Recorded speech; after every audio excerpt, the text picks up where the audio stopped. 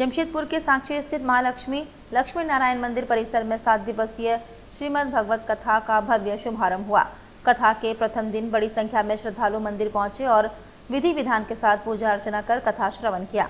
धार्मिक माहौल और भक्ति रस से सराबोर इस आयोजन में श्रद्धालुओं की उत्साहपूर्ण भागीदारी देखने को मिली। आयोजन समिति के अनुसार श्रीमद् भागवत कथा का आयोजन 7 जून से 14 जून तक किया जा रहा है। इस दौरान प्रतिदिन धार्मिक प्रवचन, भजन कीर्तन तथा भगवान श्री कृष्ण की विभिन्न लीलाओं का वर्णन किया जाएगा। कथा व्यास ने अपने प्रथम प्रवचन में श्रीमद् भागवत के महत्व पर प्रकाश डालते हुए कहा कि यह ग्रंथ मानव जीवन को धर्म, भक्ति, सदाचार और आध्यात्मिकता का मार्ग दिखाता है।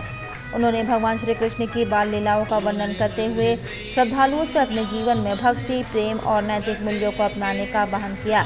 कथा के लिए मंदिर परिसर को आकर्षक ढंग से सजाया गया, जिससे श्रद्धालुओं को आध्यात्मिक वातावरण का अनुभव हो रहा है। आयोजन समिति ने बताया कि कथा के समापन अवसर पर विशेष धार्मिक अनुष्ठान, भंडारा और महाप्रसाद वितरण का आयोजन किया जाएगा। श्रद्धालुओं की सुविधा के लिए विशेष व्यवस्थाएं भी की गई हैं। आज वृंदावन से पधारे हमारे परम पूज्य गुरुजी श्री राजेंद्र जी महाराज द्वारा दिव्य भागवत कथा की शुरुआत हुई है। सुबह कलश यात्रा और अभी आज जो कथा से आज इस 7 दिवस से कथा का शुरुआत हुआ है। 7 दिनों तक जमशेदपुर के लोगों को ये अमृत पान करने को मिलेगा।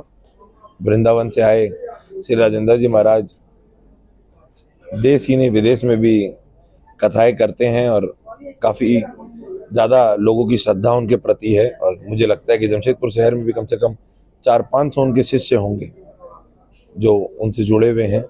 उनमें एक हमारा परिवार भी है, हम भी उनसे काफ़ी दिनों से जुड़े हुए हैं और सौभाग्य हमारा कि ये आयोजन अधिक महीने में, पुरुषोत्तम महीने में हो रहा है। देखो, गीता का शब्द तो अलग हो गया। गीता 700 श्लोकों में लिखी गई और भागवत जी की कथा 18,000 श्लोकों में।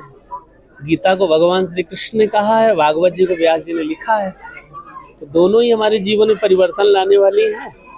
लेकिन सर्वश्रेष्ठ शास्त्रों का जो निचोड़ रस है वो तो है गीता, और भक्ति रस में जो निचोड़ रस है वो श्रीमद् भागवत है। इसलिए मानवता में जीवन में परिवर्तन आता ही आता है जब हम सदग्रंथ की तरफ आगे बढ़ते हैं। तो गीता और भागवत सुनने से जीवन में परिवर्तन आता है।